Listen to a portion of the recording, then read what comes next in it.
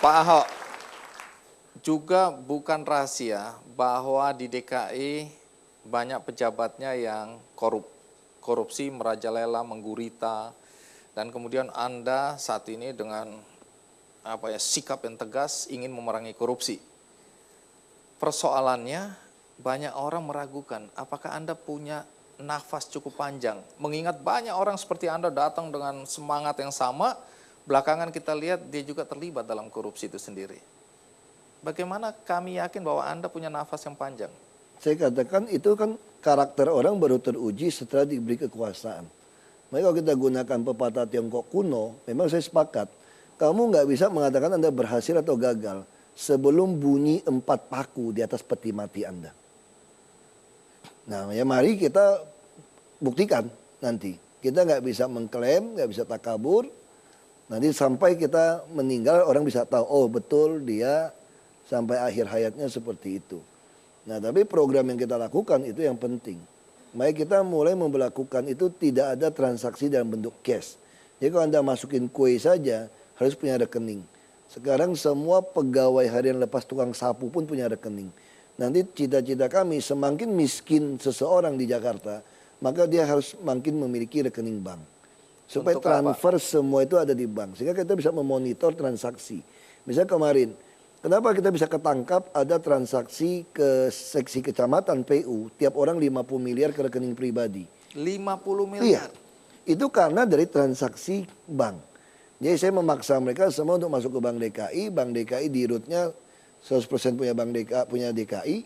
Kalau Anda tidak pakai transaksi, kita akan copot Anda. Jadi sehingga di Bank DKI kalau menarik tunai lebih dari 100 juta ditolak. Nah tahun depan saya mau tekan hanya boleh tarik 25 juta. Nah kita terus galakan ini. Kenapa kita paksa juga orang naik bus dengan e-ticketing segala macam.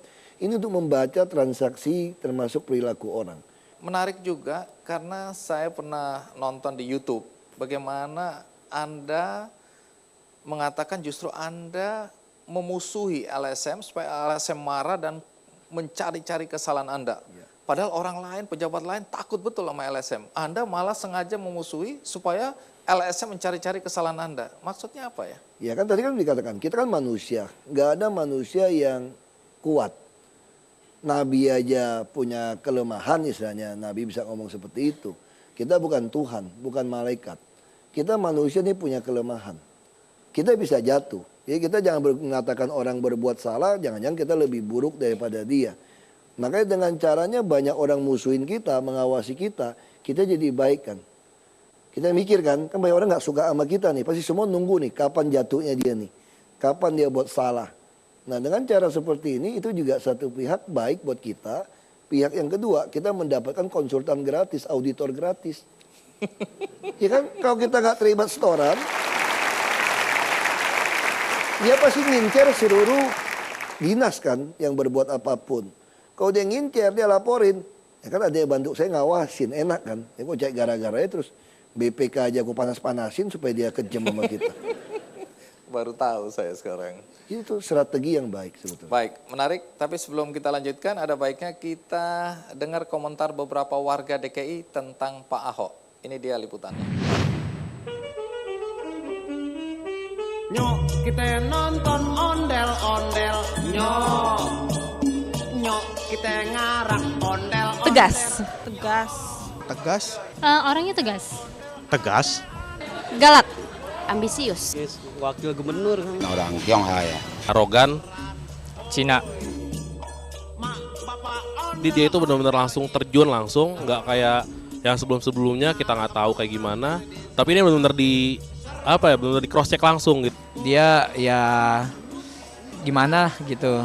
Kontribusinya juga udah kelihatan kan walaupun dia belum lama. Peraturan belum ditegakin, artinya nggak boleh dagang di bawah, masih ada yang bawa. Itu bikin pengaruh sepi. Ya, gimana lagi? Kita terima aja. Kita semuanya ini kan rakyat, kita ngikutin aja pemimpin mana. Tegas perlu tapi tidak perlu dengan cara yang terlalu keras mungkin sih. Ya Jakarta lebih baik lagi, tidak macet, tidak banjir. Jangan bangun gedung-gedung tinggi tapi bangun taman-taman kota. Lebih diperhatikan lagi kesejahteraannya karyawan. Untuk transportasi juga sih sebagai karyawan juga butuh itu untuk ke kantor kayak gitu-gitu balik. Kalau di Jembatan Jeling, ya minta sebetulnya boleh dagang, tapi misalkan habis sisa gitu. Kan jadi bisa ada pemasukan lagi. Ini sama sekali nggak bisa dagang. Kalau jam 10 malam itu nggak bakalan bisa dapat pendapatan. Jadi mohon Pak Ahok itu ngasih solusi ke pedagang Jembatan Jeling. Naik satu tingkat lagi lebih tinggi jadi gubernur, pastinya akan membawa Jakarta lebih tidak macet lagi, Pak. Amin. Tidak banjir lagi. Amin. Dan ya lapangan pekerjaan juga luas. Pak Ahok, ya selamat ya, untuk menjadi gubernur di DKI Jakarta. Semoga ke depannya Jakarta lebih aman, lebih bersih, lebih indah.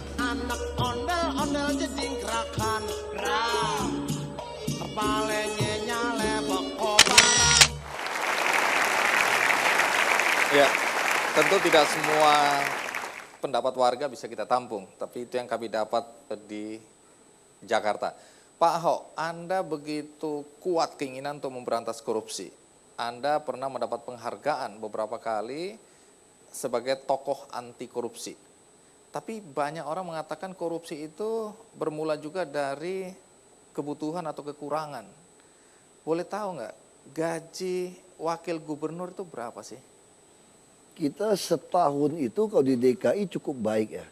Di DKI ini karena PAD-nya cukup besar, satu tahun waktu saya coba kumpulkan masuk ke tabungan-tabungan itu kira-kira 1,8 miliar setahun. Sebulan berapa itu? Ya 100. Kalau gaji pokok juta. berapa gaji pokok? Gaji pokoknya kecil, hanya 6-7 juta.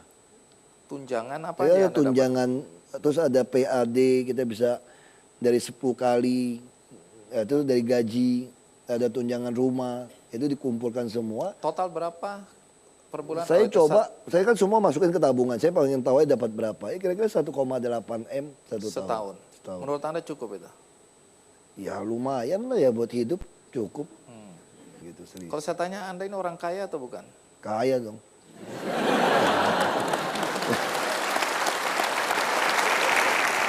Banyak pejabat yang waktu menjabat melaporkan kekayaannya 10 perak, begitu selesai bisa 100 perak dan tidak masuk logika. Nah, waktu Anda berhenti nanti, Anda akan melaporkan juga. Saya kan harta Anda. bukan pertama kali kan, saya sudah melaporkan sejak di DPRD, Bupati, mau calon gubernur, terus ke DPR RI, waktu berhenti terus mau calon itu. Jadi saya sudah berapa kali melaporkan kekayaan ini. Nah soal nambah segala macam yang penting kita bisa buktikan dari mana. Yang paling konyol kan ngaku-ngaku hibah dari nenek siapa kan nggak lucu gitu. Hibahnya ratusan miliar itu mesti dicurigain. Makanya saya selalu katakan harusnya KPK itu kita mesti buat satu peraturan. Siapapun mau jadi pejabat bukan cuma dicocokkan harta kamu berapa banyak. Harus ditanya dari mana hartamu begitu banyak. Nah kalau Anda nggak bisa membuktikan, terbalik, Anda ya. jangan jadi pejabat. Nah itulah rekonsiliasi nasional. Kita akan lanjutkan karena saya dengar ada juga pedagang kecil, tukang parkir yang tadinya memilih pasangan Jokowi Ahok merasa menyesal. Mereka merasa hidupnya lebih sengsara sesudah jagoan mereka menang. Apakah benar? Ikuti terus Kick Andy.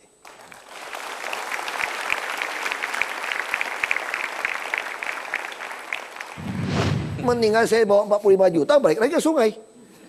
Pintar Saya berarti 10 juta bikin rumah beton. 5 juta mungkin dagang pulsa handphone. 30 juta, ya carilah anak gadis mana mau kawin lagi sama gua kan lumayan.